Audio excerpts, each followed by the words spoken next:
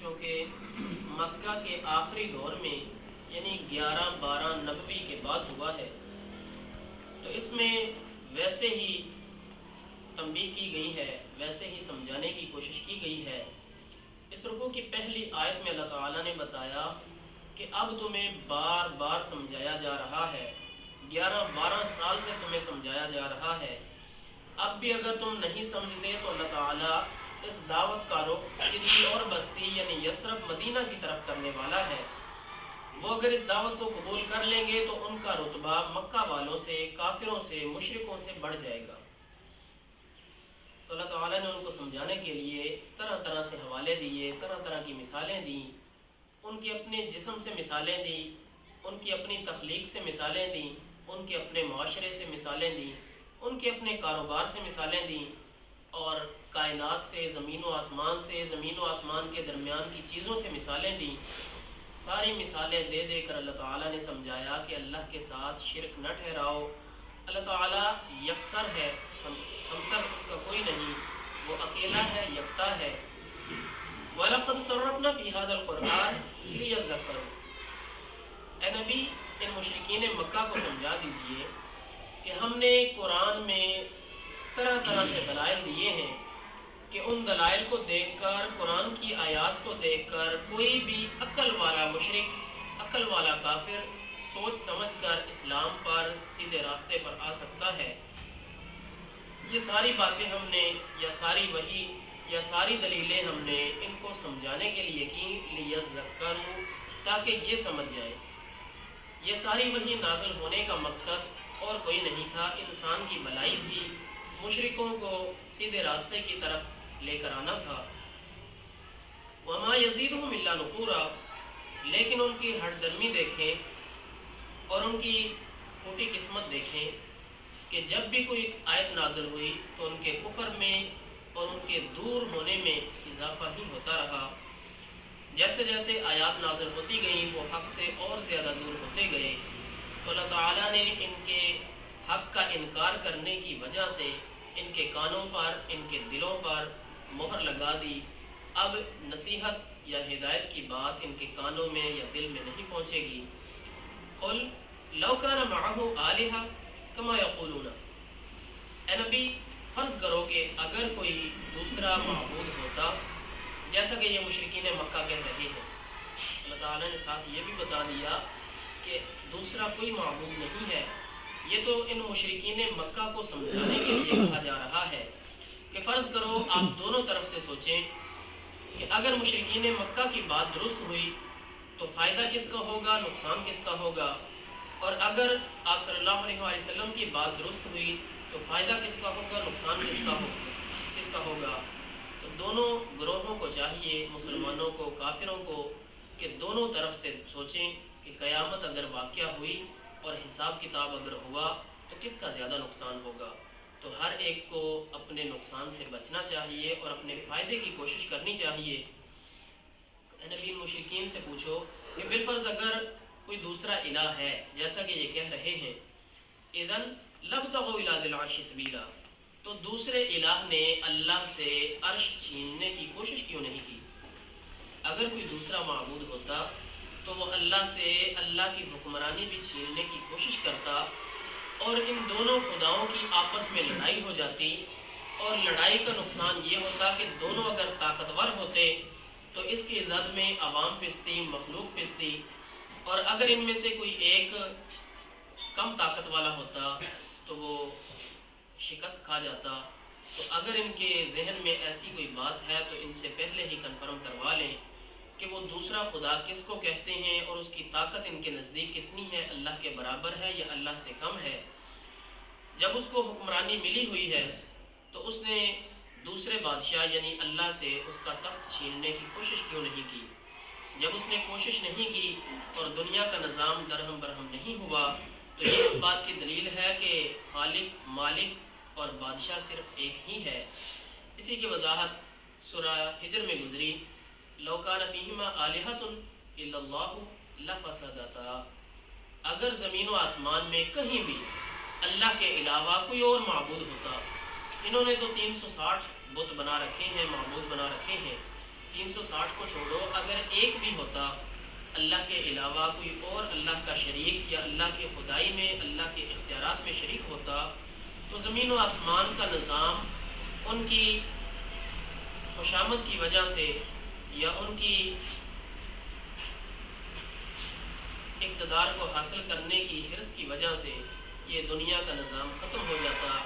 جب دنیا کا نظام چل رہا ہے تو یہ اس بات کی دلیل ہے کہ اس کو بنانے والا، چلانے والا اور اس کا مالک ایک ہی ہے، وہ قادر مطلق ہے، اس نے اپنی طاقت کسی کو نہیں دی، سبحانہ۔ جب بھی قرآن میں شرک کا ذکر ہوا اس کے ساتھ لفظ سبحانہ ضرور آیا ہے۔ سبحان کا مطلب ہے کہ اللہ تعالیٰ ایسی ساری صفات سے پاک ہے جو مخلوق میں پائی جاتی ہیں۔ مخلوق کو سننے کے لیے کانوں کی ضرورت ہے، اللہ کو سننے کے لیے کانوں کی ضرورت نہیں۔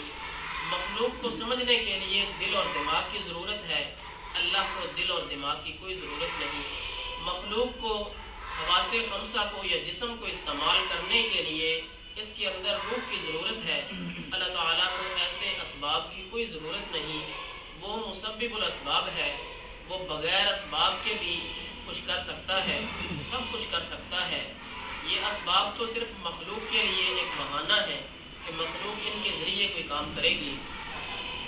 سبحانہ، یہ جن جن کو اللہ کے برابر قرار دیتے ہیں، فرشتوں کو اللہ کی بیٹیاں دیوی دیوتا کہتے ہیں، یا جنوں کو، جننیوں کو دیوی دیوتا کہتے ہیں، یا لات منات حبل عزا کو یا 360 خداؤں کو مانتے ہیں، اللہ تعالیٰ ان سب سے پاک ہے اور بری ذمہ ہے۔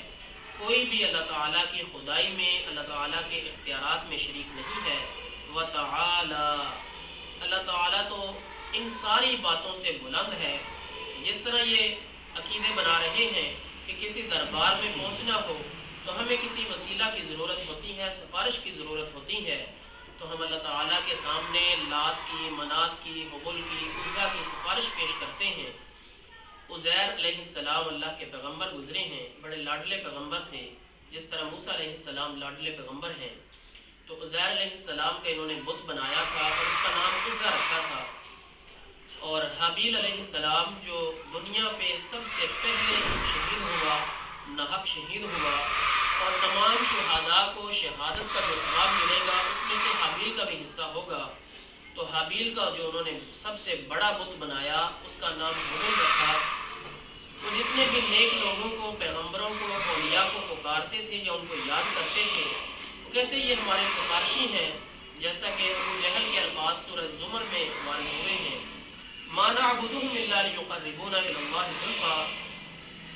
یہ محمد نعوذ باللہ ہم پر الزام لگا رہا ہے۔